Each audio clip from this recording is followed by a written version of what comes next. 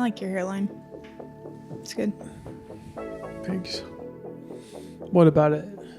Do you like? Well, it's Is it cute? it's even. It's strong.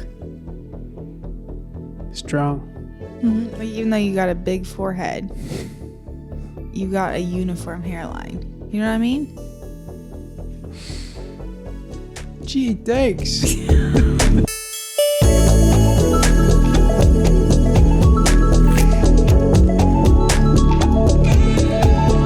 Welcome back to Stuff That We Like / Enjoy, at least at this point in time. I'm Caleb. And I'm Christina. And today I'm asking Christina, what's something you like / enjoy?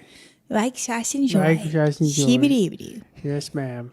All right, today I'm going to take on a listener-suggested topic. We had one of our most faithful listeners write in and suggest a topic for us to cover. If any of you out there want us to cover a certain topic, we can't promise we will, because maybe you send in something really weird.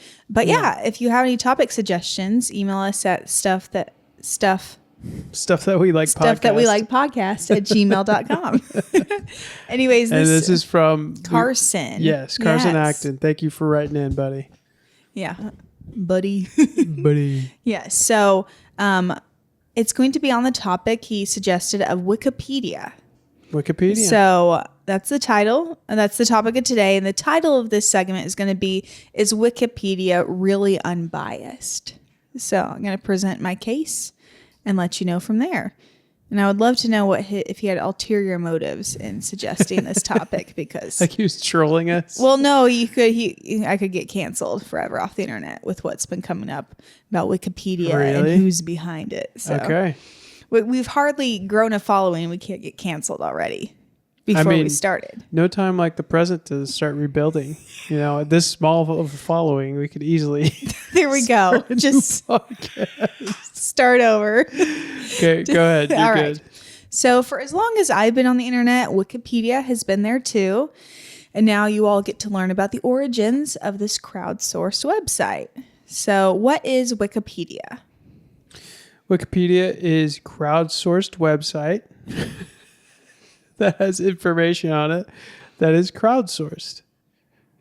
That's my definition. Great thought, babe. All right. For those of you who might not know what Wikipedia is, the definition that I found online is that Wikipedia is a free, open access online encyclopedia that anybody can edit. Encyclopedia. It relies on a global community of volunteers to create and maintain millions of articles across hundreds of languages. And it is hosted by the nonprofit Wikimedia Foundation. It's a nonprofit? Yeah. Crazy. Don't you ever see like the banners every year, like for $3? No. Okay. That's crazy. Yeah. Okay. They have like fundraising things. So it's built on wiki software, and it emphasizes neutrality, verifiable facts, and collaborative knowledge sharing. So while I would not personally agree that it's a neutral website, I would agree with the rest of that definition. So now I'm going to talk a little bit about who created Wikipedia. Okay. Can I stop? Can you stop you just for 1 second? Yes. You have this look in your eye right now. Like you're a little bit upset about what you're about to say or the point you're about to make. Oh. And am I about to nail it or no, not? I'm not upset about anything at the moment. Cool. At the moment? I mean, it's all nothing that, ticks me off. I'm personally pretty neutral about my thoughts on Wikipedia. You're like Wikipedia. You're very neutral. Except for it's not. Therefore, I'm not. Okay, keep going. I misread it. Okay, so Wikipedia was co-founded by Jimmy Wales and Larry Sanger in 2001. Jimmy is an entrepreneur and Larry is a philosopher and editor. And they aim to create a freely editable online encyclopedia. So Wikipedia was created as a response to one of their previous websites, which was called Newpedia, which is like encyclopedia, but Newpedia, which was an online encyclopedia that was founded just 1 year previously in the year 2000, also by Jimmy and Larry. And the goal of Newpedia was to produce high-quality, expert-written articles, but progress was slow due to it having a rigorous multi-step review process, and it resulted in there only being a few published articles in the first year that Newpedia was a website. So Jimmy and Larry were frustrated by the pace that their website Nupedia was growing at, and Larry proposed using wiki software, which I did not know was a thing. I had no idea. Yeah. I just thought they came up with a cool name, Wikipedia. So wiki software is a type of collaborative software that enables users to create, edit, and organize content on a website in real time. So we're aware of this nowadays, even just the thought of Facebook. You can post your own status update. You can go and edit it. It's live, boom, on the internet.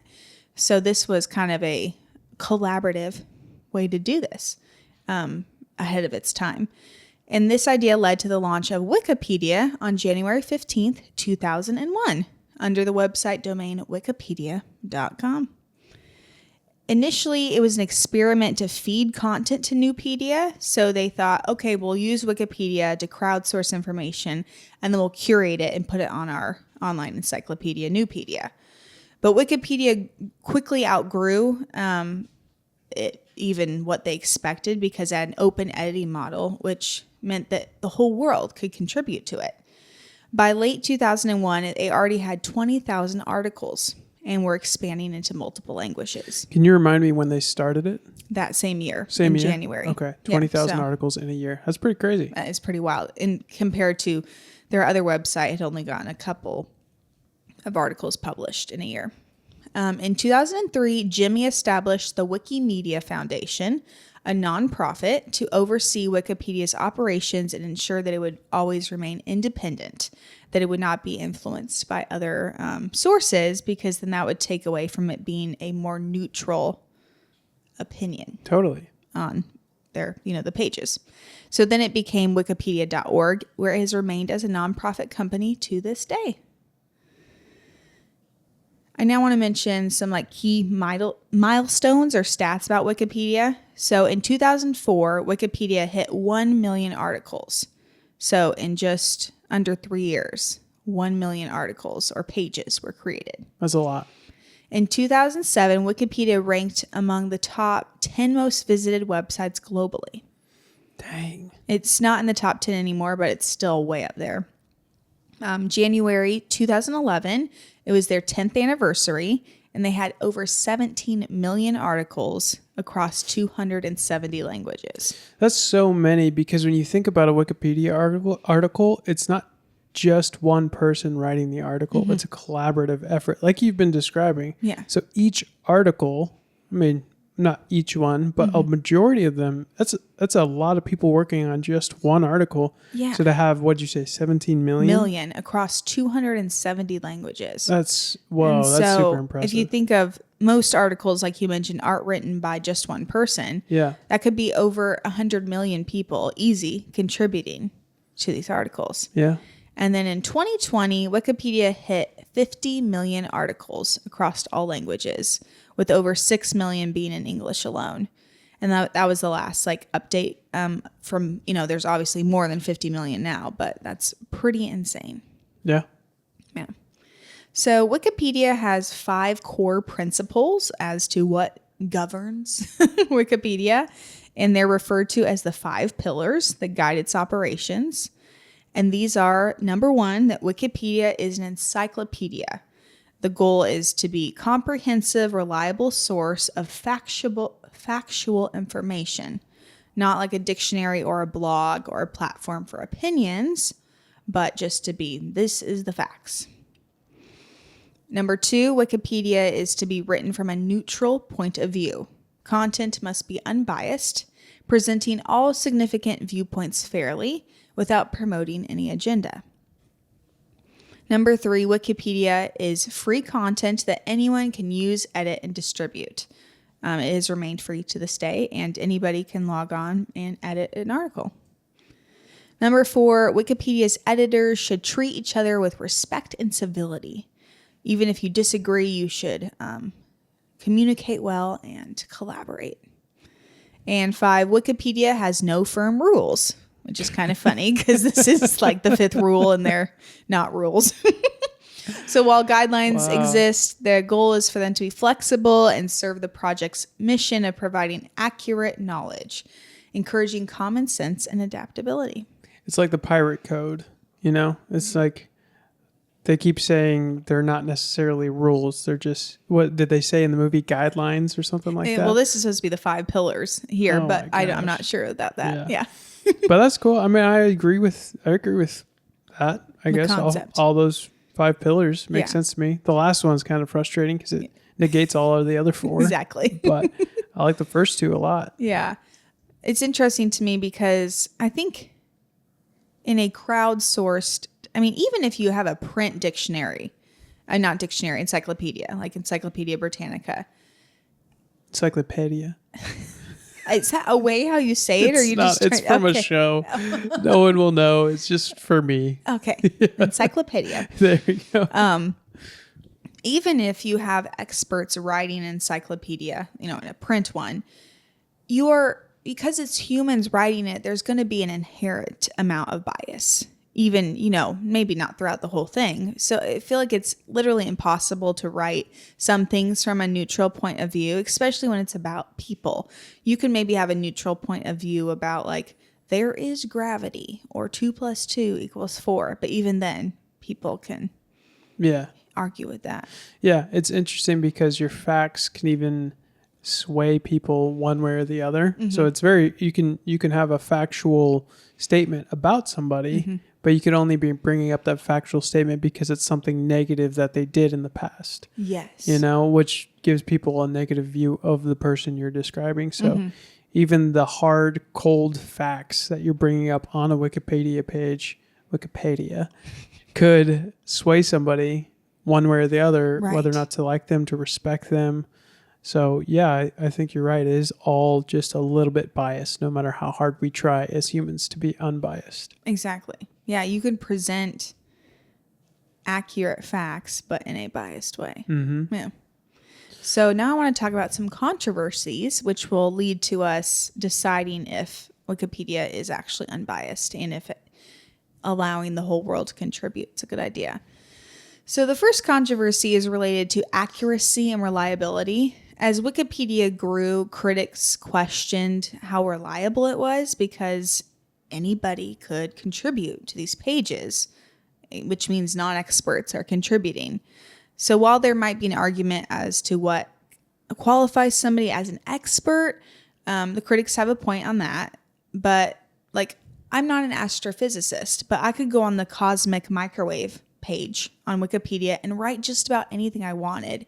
And unless a moderator, who likely is not an astrophysicist themselves, edits what I write, it could be up there for a while. Yeah.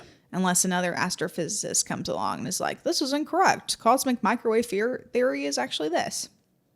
So critics had problems with this from the beginning because non-experts can be a part of things. For sure. Which I'm all for non-experts being a part of things because not experts, no, doesn't always mean something. Yes, totally. And this is the reason why many schools and universities will not allow you to use Wikipedia as a source in your papers. Growing up in college or high school, we weren't allowed to use Wikipedia just because you could maybe go to Wikipedia to then find sources, but you couldn't quote the Wikipedia page itself because Joe Schmo could have wrote it. I can get behind that. Mm-hmm. And this open editing, format has led to some real world consequences. So there was a page that falsely claimed that John Schlesinger, a prominent American journalist, was involved in the assassinations of both John F. Kennedy and his brother Robert F. Kennedy. And this false entry went unnoticed for 4 months before it was edited, but it affected the journalist's personal and professional life for quite a bit of time because it just was on his page that he helped kill off JFK and his brother, and it took some time to notice that, obviously. And then, so 4 weeks. Yeah, of being 4 months. 4 months, right, of being an infamous assassin. We solved it. That's who did it. That's him. There's also a problem with editing wars and inherent bias. And although Wikipedia claims that they are an unbiased, website, it's impossible. As I mentioned before, we all have a even subconscious agenda or bias when we write, regardless of how unbiased we try to be. So content disputes known as edit wars arise all the time when editors repeatedly change articles to reflect conflicting viewpoints, often on controversial topics like politics, religion, or history. Like who started which war? Should we vaccinate or not? This religion is good, this one's bad. Right. know. Encyclopedia versus encyclopedia. Exactly. And so you'll have editors literally being like, you should, the COVID-19 vaccine is the best thing for humanity. And then like 30 seconds later, like, this will kill you. And then it just keeps going back and forth, back and forth, back and forth until like a moderator maybe blocks somebody. So this was especially of note during the 2020 COVID pandemic, related to the origins of the virus and the effects of the vaccine. Yeah. So anything that was not in line with what the mainstream news was reporting would be deleted off the pages. And then people would try and put it back and then get deleted. Yeah. There's also an inherent bias in relation to modern day definitions of gender. So a public figure might decide or discover that they are actually a woman and not a man. Therefore, the editor on that page might change their pronouns in the article written about them. And then somebody who doesn't believe that you can change your gender may go back in there and put all the pronouns back to he, That's him. hilarious. So it's kind of this war back and forth. Oh my God. Which just shows that you can't have, it's just, you can't be unbiased because we all have our own opinions. Yeah. Yeah, and our own truths. Also, there was a problem with paid editing conflicts and conflicts of interest, mainly in the early 2000s and 2010s. So this was undisclosed paid editing where companies or individuals edited articles for promotional purposes. A 2013 case exposed that PR firms were manipulating articles to make their clients appear more favorable. Wow. Yeah, so as a result, Wikipedia enforced stricter conflict of interest policies. Sounds like more rules to me. Yeah. And required disclosure of paid contributions and banned accounts that were linked to undercover PR campaigns. That's pretty smart. What do you think that your Wikipedia page would say about yourself that you'd want your editors to go in and change? Would it be factual about myself? Yeah. Oh. Just something factual. You'd be like, I gotta pay people I to don't know go that I change almost this. poop my pants every time I go on a run. That I have in fact pooped my pants. That I like poop in the woods on a regular basis because I'm going for a run. I mean, it's true. I mean, I'm putting it out there now. So You are putting it out there. Yeah. We'll have to have our editor cut this, whom we don't pay. I guess you kind of help out around the house, so that's paying. I get the runner's trots. It's You just how it do. is. So trots is usually like farts, though. You're just full on poopies on the side of the I road. know the runner's trots is when somebody runs and it's a normal thing that people deal Oh, with. it's Yes. called trotting. No. You're a trotter. Having the trots is This like is how the diarrhea. Christina trots. Trottity trottity. It's pooping everywhere. Sorry. So you would say you don't want your... I wouldn't want it to be a large portion of my personal life section. You think it would on be? Wikipedia? I don't know. It's a pretty big part of my life. I don't know. I'm just thinking of something unfavorable about me that's true. That's so funny. What about you? What would you want edited off by your PR Man. people? One time I dressed up as a female hobbit for a Lord of the Rings thing that we did for a co-op. And so I just wore a dress. I'd want that cut. I never knew this story. Yeah? No. Well, I'm going to edit this out, so it doesn't matter, You'll never have any proof. Anyways, Yes. sorry. Back to what I was Back saying. to what you're saying. Yeah, so people were paying, their PR companies to change their Wikipedia articles. And governments and governmental entities have been noticed doing this as well. So the country of Russia might edit things to make a war seem more favorable. Oh, for sure. Yeah. Things like that. Political figures, etc. Like on Brigitte Macron's Wikipedia page, there's nothing about people think she's a dude. Even though that's a pretty big controversy. Yeah, The French people just editing that right out. yeah. Whoever's the one editor who's paid to do that is making millions of dollars. Just his fingers flying. Yeah, taking he's down just each watching post. the Wikipedia page every day. And then hoaxes are another controversy on Wikipedia. So Wikipedia's accessibility, where like anybody can edit it and you can do it anonymously, you don't have to put in like your real name as an editor, makes it prone to what they call like digital vandalism, which would be inserting hoaxes into articles or writing about topics that don't exist. So a notable case includes fabricated articles, so things that were completely made up that went undetected for years. And one of the most popular is the non-existent Bicholim conflict. This article, written in 2007, describes a fictional Bicholim conflict that allegedly happened in the year 1640. What word are you saying? Patchoulum? It's a made-up word. Oh, that's the whole thing. Okay, gotcha. It was supposedly a war between Portuguese colonial forces and the Martha Empire in the Bicholim region. Whoa, excuse you. We'll have to bleep that. Which I don't believe even exists. So this page included detailed accounts of battles, the leaders of these armies, the outcomes of the different battles, and they had fabricated citations that went to non-existent sources like books and historical records. And it was up for over 5 years before it was discovered to be completely fake when an editor tried clicking on links to sources and found that they led to nothing. Whoa. So you literally could make up your own fan fiction about a war that never existed. I love that. Could be up there for quite a while. Whoever wrote that should be writing D&D campaigns. Exactly. It's make too a bad lot it got of taken money. down. Yeah. So what did you say? It was Patchoulum? It's Bichholim. Bicholim. Patchoulum. Yeah, so that's what I have. What do you think? Do you think Wikipedia is unbiased? I think it's as unbiased as a nonprofit crowdsourcing information can be. From the whole world. Yeah. Exactly. Yeah, I think it's overall a cool thing. Yeah, I think it's cool. I find that likely with the advent of like ChatGPT and Grok, people will use Wikipedia far less than ever before. 100%.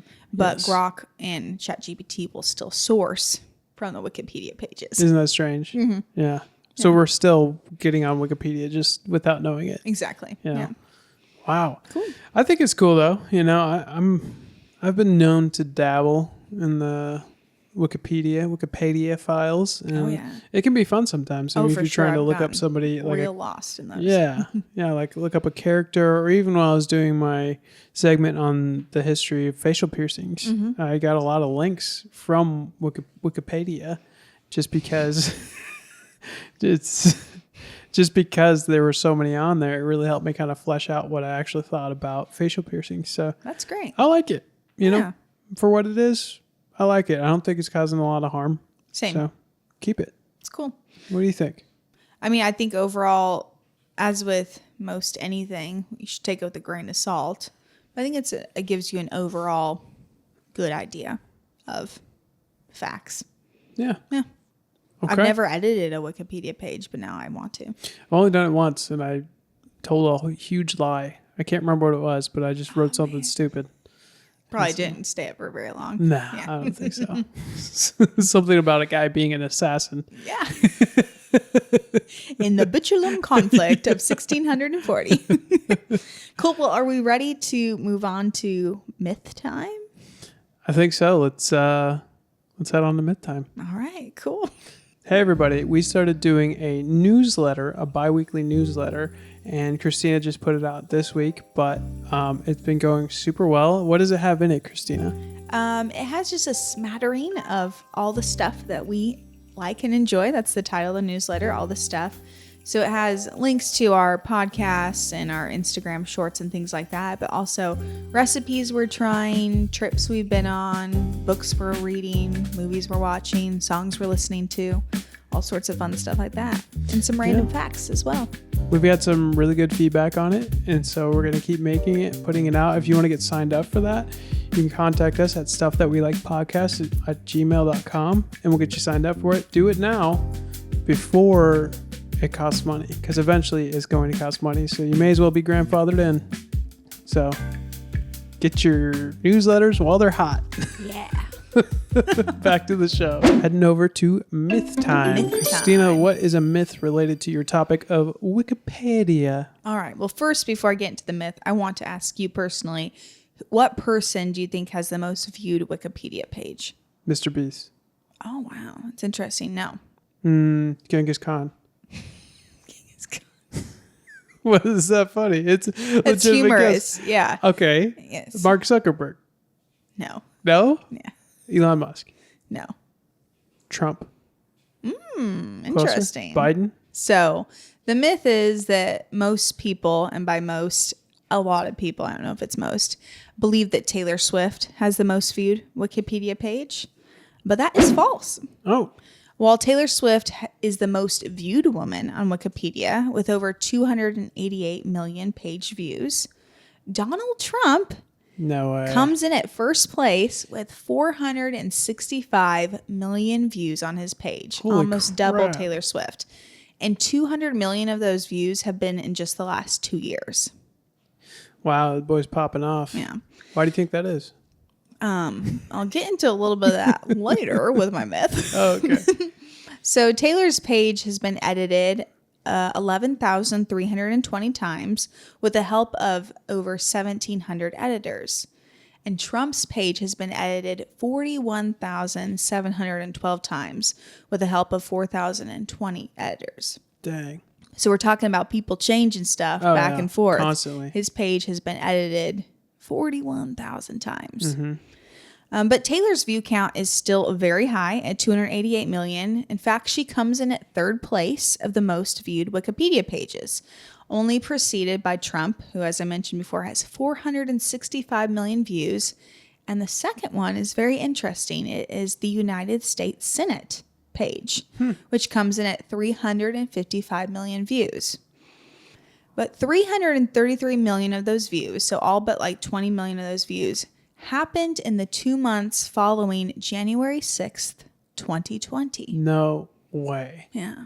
What the heck? So it was all related to, which is also interesting that, Trump's gotten 200 million in the last 2 years. So that was leading up to his last election run. But the U.S. Senate thing saw a spike after January 6th because it was related to whatever you want to interpret happened at the Capitol. Dang. And the Senate would have been, part of impeaching or not President Trump at the time or overturning the vote, recounts and things like that. So it was getting like 5 million views a day. That's crazy. Yeah. And so because of that, now it hardly gets any views, but it shot way up there from being a page that had 20 million views on it to now being second place. But for all the Swiftie fans out there, as a consolation, know that if January 6th had never happened, Taylor would likely hold the number one spot. Yeah. Yeah. I don't know, man. Taylor gets a lot of attention, like a lot, and I'm not sure that's a good thing. Yeah. I don't know Just if it's for, good for any human. Yeah. Yeah, just for anybody's like mental health. Yeah. But that's crazy. I don't want that much attention. No. No. I just want a couple thousand people to view my page. Yeah. You know what I'm talking about? I mean, maybe 1 million people view my podcast. Yeah. Talking about Wikipedia. That'd be wild. That would actually be, I don't think I would like that. They make Wikipedia pages about us, and yours is just about you pooping, and mine's just me That's in a all dress. we know about her. She lives somewhere in Missouri and she poops a lot. Her neighbors have seen it. There's just pictures of poop on the ground. Was it Christina her? was here. Yeah. That's so funny. Awesome. Awesome. Great myth. So you could say Myth busted. What myth did we bust? I don't even know. That Taylor Swift's not number okay. one. Okay. She's the Gotcha. number one woman. There you go. Yeah. Number Number one. 3 overall. Number one woman. Number 1 in our You're a number one woman. Thank you. Yeah. I don't have a Wikipedia page. I should make one. Yeah. That'd be fun. Why don't we just make Wikipedia pages for ourselves? Let's do it. Have people update them. That would be really fun, actually. Maybe we'll put it out in the newsletter next time. Cool. Links to our Wikipedia Wikipedia pages. Let people fill them out. Wikipedia. What's your contentment level? I forgot. Okay. What's your contentment level today? My contentment level? I'm quite content today. Yeah? Yeah, I would say like an 8.5. Okay. Why is it an 8.5? I enjoyed going to the farmer's market with you this morning. Oh, that was nice. Yeah. I made myself some chai tea. I was outside and enjoyed some sunshine. Yeah. Yeah. What You look about- great. You look tan. Thank you. Yes. There we go. Mowing the lawn will do that for you. What about you? What's your contentment level? Like a 5. Oh, really? Yeah. I don't want to be a downer, but I feel like I just hover in the low single digits. What's a bad number for you? 0. Okay. No, maybe like a 1. Okay. Yeah. So that would be bad. That was a So if very you were at bad a day. 3, that would not be concerning to you? A 3. I feel like a 3 is just like hey, I'm just going to push through this and we're going to make it back to being a glorious 5. Cool. So 5 is pretty good for Yeah, you, babe. 5's pretty good. It's not bad. Good. Yeah. I mean, thanks we for had a good day together. We went to a farmer's market. You made chai. You mowed the lawn. Well, you trimmed it I and did, weed yeah. it and stuff. Yeah. Yeah, but it's just, I guess I've just been working too much. And so I Yeah, need to, this is a same. good wake up call. These check-ins we have Yeah. for me to just, Public check-ins. yeah, public check-ins. Do you leave these in the episodes? Yeah, Okay. every single one. I don't really go back and listen to our episodes. I don't know why. You really should. I was there for it. Yeah, but it's different when you hear yourself say something. You know what I mean? The amount of times I've listened to these podcasts while editing them, and I've been like, "Wow, Caleb, you need to close your dumb B-word mouth sometimes." Your dumb bitulum conflict mouth. All right, let's move on. We're going to move on to our special segment that we're doing this season. Ooh, Spooky. We got to do another like we haunted do story on Christmas. We'll do it on Christmas one. A Christmas? because that's what we did. We did a spooky Christmas episode last Was year. it Christmas? Yeah, so it's a spooky Christmas episode. All right, let's do it again. Okay. All right. Anyways, we're not doing a spooky Christmas episode today. We're getting back into our forbidden books of the Bible, the Enoch episodes. Nice. Did we come up with a better name for that? No. Okay. Well, this Nice, is our 4th though. one. Enoch Dang, episodes. girl. Thank you. Enoch apps. So today we're going to go through chapters 25 through 36 of Enoch, and that'll finish up the Book of the Watchers, which is the first section of the Book of Enoch overall. So I'm going to give a little recap from last time to refresh our memories about this weird book. And then, yeah, take it away, babe. Sounds good. So last week we covered chapters 13 through 24. In the first 2 chapters, Enoch goes to the fallen watchers and they ask him to deliver a petition to God on their behalf. Enoch then falls asleep and has a visionary experience where he sees many different realms with angels as his tour guides to explore and explain what these different realms are. He sees the throne room in heaven where God gives him a message to deliver to the fallen watchers. The message is that they will not be forgiven for their treason against God and will be judged in the coming final day of judgment. God also tells Enoch about the fate of the offspring of the fallen watchers. The watchers married human women who then gave birth to giants. God says that once these giants die, their spirits will roam the earth looking for human bodies to inhabit, which was just a wild part. Yeah. Enoch also sees where spiritual beings who have been sinned against God are held in prison until Judgment Day. And he also sees where the souls of the dead live until the coming Judgment Day. And then we wrapped up with chapter 24, where a new angel is introduced to us, Michael. And he appears and explains to Enoch what the meaning of this wonderful tree that he is looking at is. And that's where we hop right back in. Right. So chapter 25, Enoch asks Michael, the angel of the Lord, the angel, not the angel of the Lord. That would be Jesus. Well, sometimes in scripture. Yeah, we should do an episode about that. Yeah. But Enoch asks Michael the angel about the tree on the mountain of the Lord. So Michael describes it and tells Enoch it is a fragrant tree no mortal is permitted to touch till the great judgment. Then it shall be, quote, given to the righteous and holy. So the footnote to this chapter says, in Hebrew cosmology, the tree of life represents the rectification of the human condition and the restoration of the Edenic order on the planet Earth. Okay, so related to the Garden of Eden. Yes. Yeah, I thought this is very interesting. So Enoch is in is on this mountain, which he says looks like the throne of God. Mm-hmm. And there's this wonderful tree. And I thought it was interesting. It said, no man is permitted to touch it until after the judgment day, which is fascinating because, and then it says that once the great judgment day has happened, this tree will be transplanted to the temple of the Lord where mankind can enjoy its fruits. Yeah. And this is very connected, I feel, to, first of all, we know the story of Adam and Eve in the Garden of Eden. God tells them, there's 2 trees whose fruits you can eat from, and they eat from the wrong one. And they eat from the tree of knowledge instead of the tree of life. And then in the book of Revelation, near the end, Revelation 22, it says that they're in the temple of the Lord, like the New Jerusalem.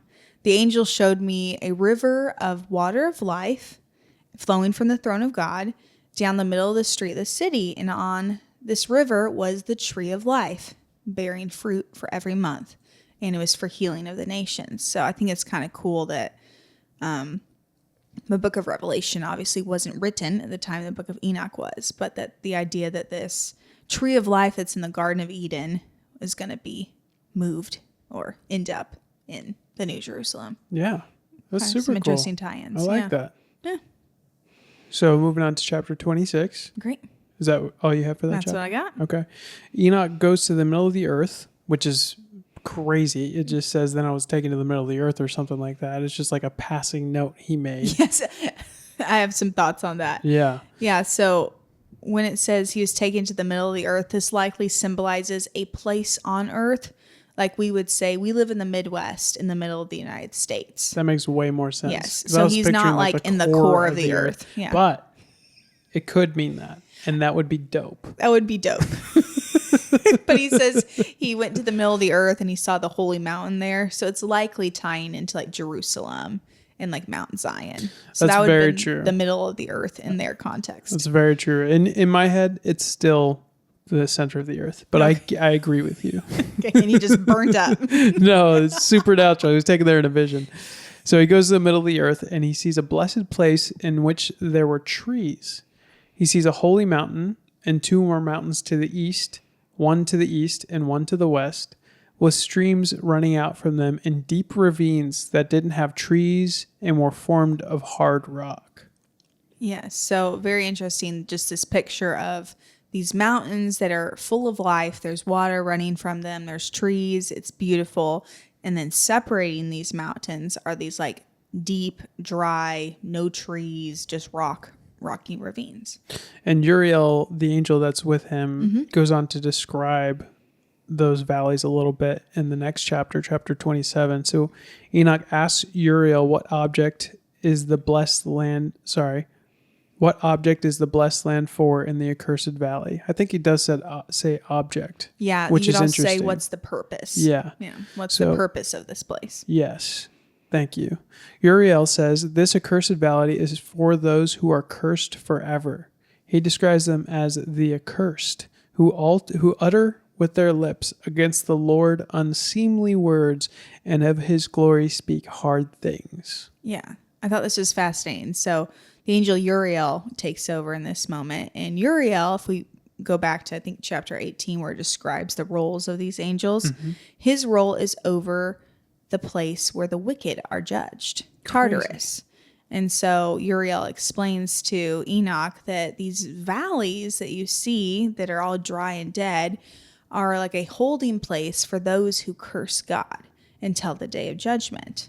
So it's kind of this juxtaposition about like the holy and the righteous people. They're on these fruitful, green, lush mountains, and then the wicked are kept in these Ravines with rocks and Yes. no trees. And they're looking up and they're like cursing the Lord.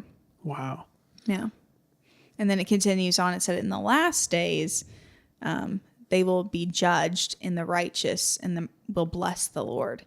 So it's kind of these 2 pictures of the righteous are living in, good places and they're blessing God, and the wicked are cursing God.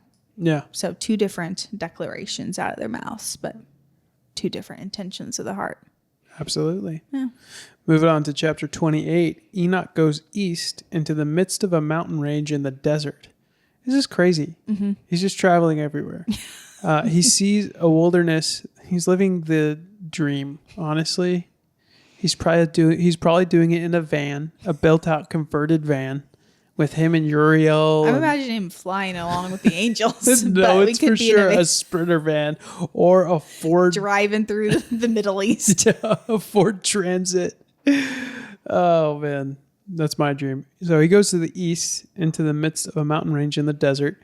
He sees a wilderness that was, quote, solitary and full of trees and plants, where water gushed forth from above and caused clouds and dew to ascend on every side. Yeah, so this is kind of another picture of there being, just like these mountains that are covered in trees, that there is like life and, springing forth in the midst of the deserts. Yeah. Totally. Yeah. Not much more to say about this chapter, it's a really. 1 verse or 2 verse chapter. Yeah. So in chapter 29, he's taken to another place in the desert. Lots of desert travel. Yeah. I don't think a Sprinter van could drive through the desert. You haven't seen the 2025 model, baby. Shoo! So he travels through the desert to the east of the mountain range he was in and sees aromatic trees exhaling the fragrance of frankincense and myrrh. He says the trees were similar to an almond tree. Yes, it's quite interesting, this chapter, because he sees trees, frankincense and myrrh. See tree. An almond tree. And in the next chapter, 30, he goes further to a valley that has trees that are cinnamon and mastic. Yeah. And then chapter 31, he goes further into the desert and sees groves of trees which produce Sorara and galbanum. And statica, yeah. which I cannot pronounce. But all of these are herbs or spices that were used in temple worship for the Jewish people. They would burn these incenses in the temple. No way. Yeah, so you can go back into, I think it's Numbers, where God tells Moses what the different combination of spices and herbs to burn are. So that's frankincense, which is interesting, related to Jesus was anointed with, the wise men brought him frankincense and myrrh. And then those spices were also burned in the temple. So just kind of a picture of God providing, even in the desert, ways for his people to worship them. Yeah. As an interpretation. I can't tell you how useless this segment would be if you weren't here. Honestly. It would just be me summarizing a chapter and being like, moving on. Without your in-depth research. I like reading the book. I enjoy the concepts and stuff, but you're way more of a Berean than I am. And so it really helps to have you here to explain this stuff to the audience and to me as well. Yeah.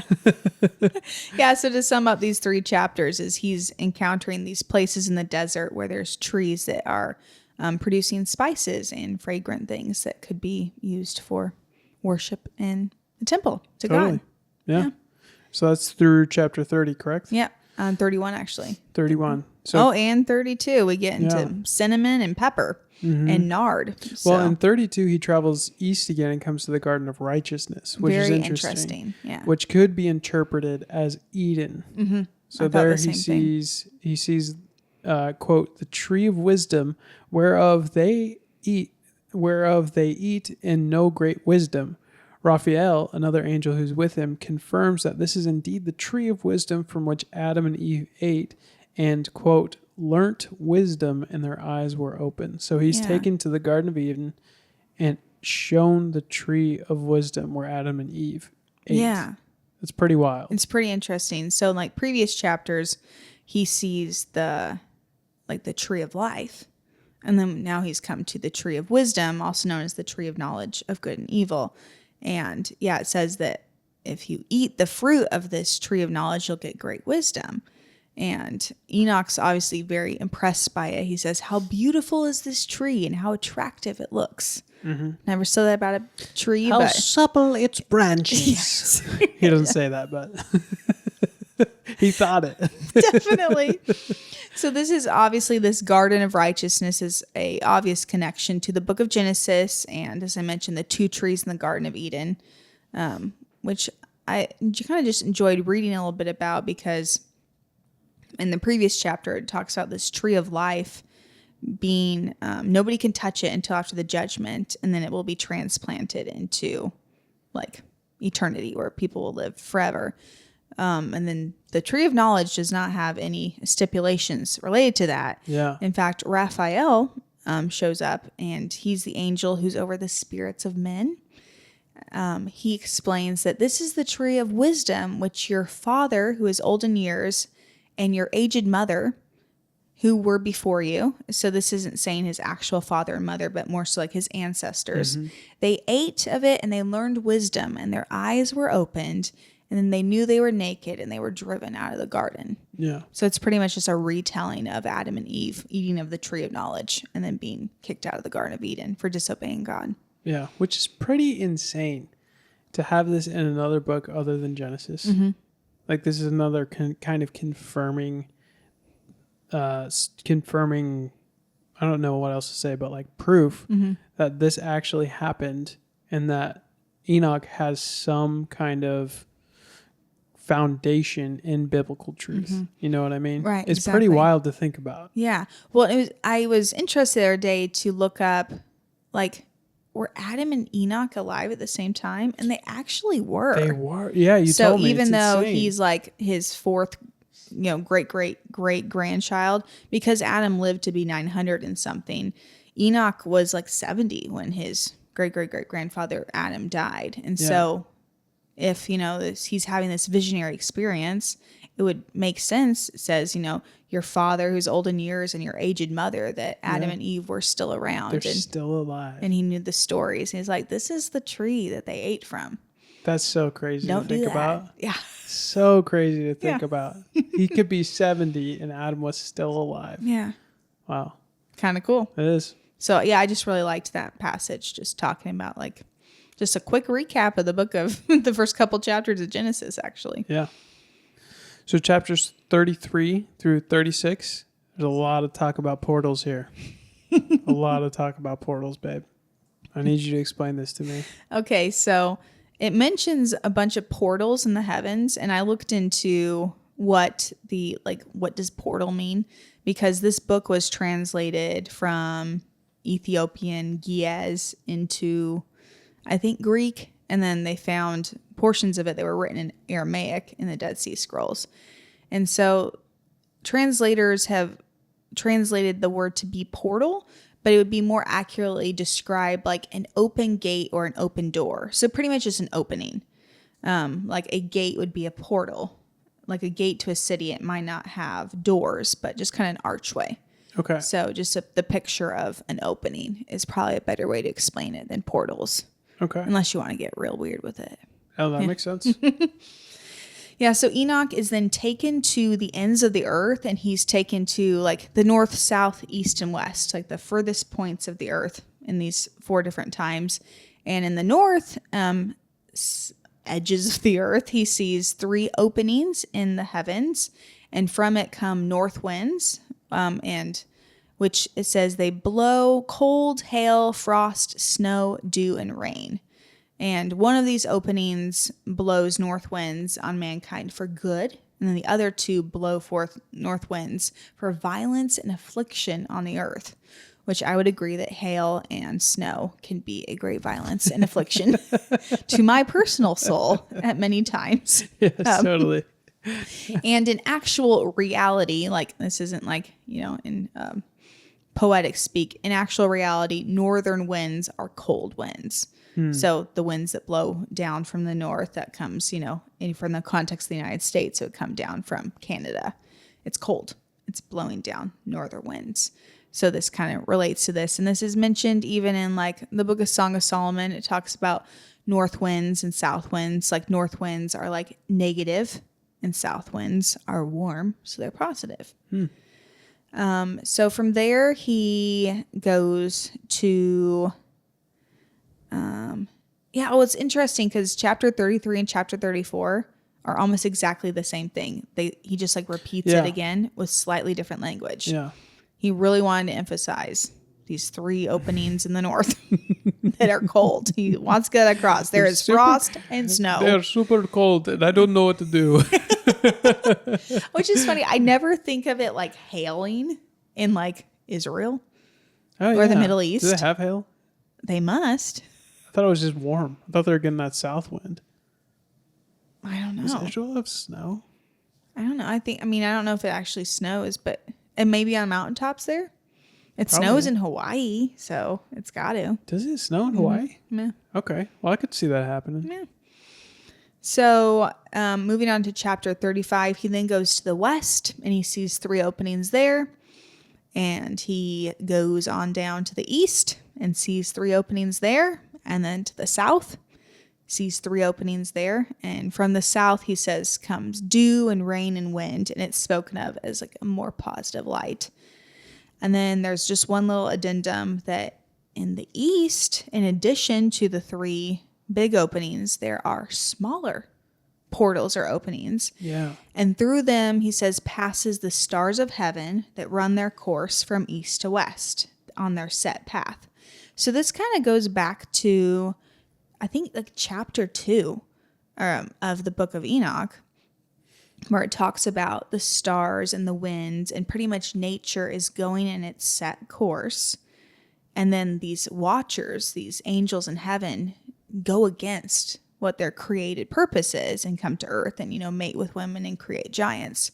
So this is how the book of the Watchers ends, talking about, the winds keeping to their intended course. The stars go from west to east according to their intended course.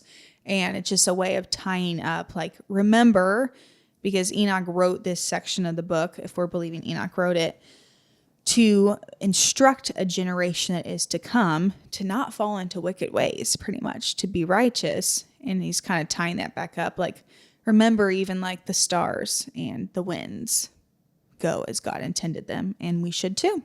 Yeah. And then he ends with a little declaration. He said, as often as I saw what I saw, I bless always the Lord of glory, and I continue to bless him, for he has made great and glorious wonders. He has shown his greatness of all his works to the angels and to men, that they may praise his works and all his creation, that they might see the works of his hands and praise his great work and bless him forever. Crazy. Yeah.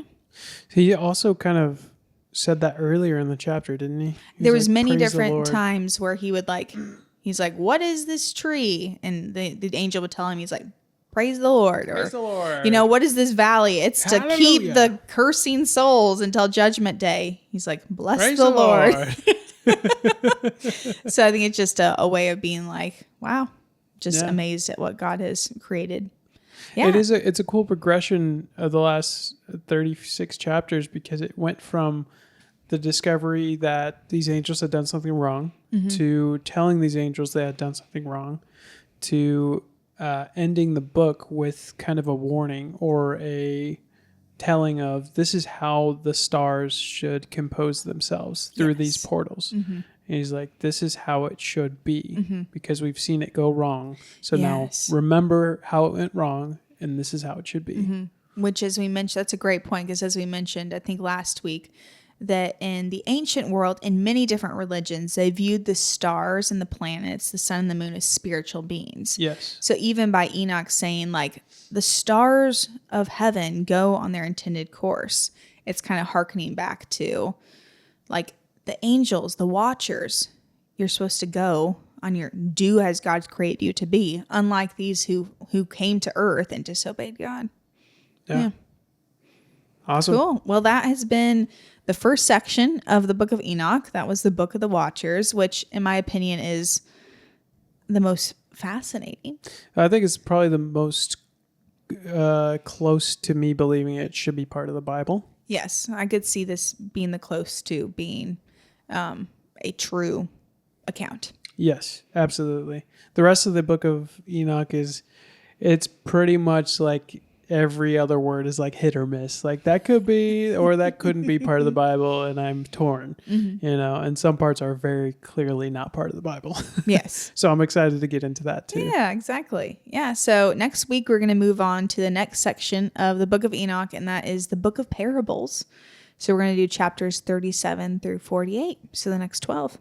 Right on. Yeah. Next, we like to do a section on this podcast called Recommends. We recommend something to the lovelies who listen. The stuffies who listen. The lovely stuffies. The lovely stuffies. Oh, Christina, Caleb, I'm stuffy and I love you. That's our audience. They're stuffed, babe. Stuffed up in the nose. I had no idea what you were doing. They I have was colds. so confused. They're stuffies. Yeah. They're all stuffed up. Yeah. Cool. Do you ever recommend? I want with everything in me to cut that out, but I'm going to leave it in. I love it. Okay. I had not a thought of anything to recommend. Nada dada. That's okay. It will come to me. Okay. Why don't we do mine first? What do Yeah. you think yours? Mine is to figure out how to make money doing something that you love, even if you have to do it for free at the start. I'll get on my soapbox for a minute here and say that I've discovered very few things in life that I love. Christina's being one of them. But thank you. when it comes to vocation, I love very few things. And so it has been a challenge in the last 4 to 5 year period for me to do the things that I love for money. Recently, that's been easier, but not necessarily truly successful. But it's made me realize that it's worth it to do what you love for free until you can make money at it, until you're good enough to make money at it, because you're not spending the rest of your life living week to week in a job that you don't enjoy, but just doing it for the money. You're actually enjoying more of your life. It's great. Because you sacrificed to do what you love. So I know it's generic advice, but it's just a good reminder for everybody out there. Do it for free until you can make money doing it. Do it on the side if you have to, but make time to do what you love and get paid for it. Cool. That's Yeah. a great recommend, babe. Thanks. Nice. What about you? I would recommend, to the best of your ability while you're cooking dinner at night, to do the dishes as you go. This not is a bad something idea. that I try to do. So while, you got everything cut up, it's, cooking in the oven, it's on the stovetop, to load up the dishwasher so that once dinner is ready, all that you have to dirty is like your utensils and the plate you're going to eat your food on, and then whatever the food is cooking in. And it just makes for a nicer environment to eat dinner in, to not look over and the kitchen's a disaster. And then once you're done eating, it's just a very quick cleanup.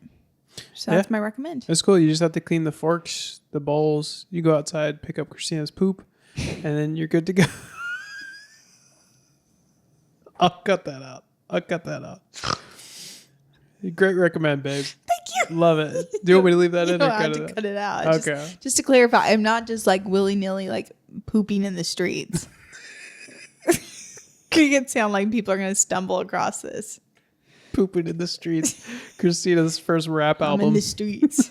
Pooping in the streets. Need like a poop counter for this episode. Oh, for sure.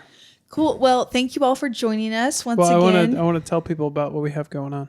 Again? You told them last week. Listen, I talked to one friend who shall remain anonymous, but he said that he listens all the way to the end of the podcast to see if you get these things right when I ask you the names of our emails and the names of what I'm going to do it right this week. So I say we try to do it and you try to nail it. Okay? All right. So thank you for listening, everybody. If you want to contact us, you can contact us with questions or topics you'd like us to discuss at StuffThatWeLikePodcast@gmail.com. follow this podcast, give it a like on Apple and Spotify. Follow Christina on Instagram at See Joyfully. Christina also has a show segment we started doing called Stuff You Miss. It comes out on Friday. You can find that on our Instagram at All the Stuff Podcast. Stuff That We Like Podcast. Stuff That We Like Podcast. I said that with a lot of confidence. Wrong. You did. I wanted to change it because you said it with so much confidence. You can follow me at Caleb C. Media. On all socials, I do commercial videography and photography, so email me at calebcmedia@gmail.com. calebmcastaneda@gmail.com if you want to book me. I also write music. It's on all platforms under I don't know. Caleb Castaneda. You've never done this before. I know. Lastly, we have a video podcast company that helps showcase churches in Kansas City and the U.S. If you'd like to get your pastor on our podcast or need video done for your church or Christian nonprofit, contact us at moodwavemedia@gmail.com. That's what I'm talking about, baby. That's you. why we do it. You talked very fast. I'm not sure if people are going to understand that. I was just trying to hand it over to you. That was you. That was you. On the side of the road. Okay. This has been stuff that we like / enjoy, at least at this point in time. Thanks for joining us, guys. We'll see you next week. Bye.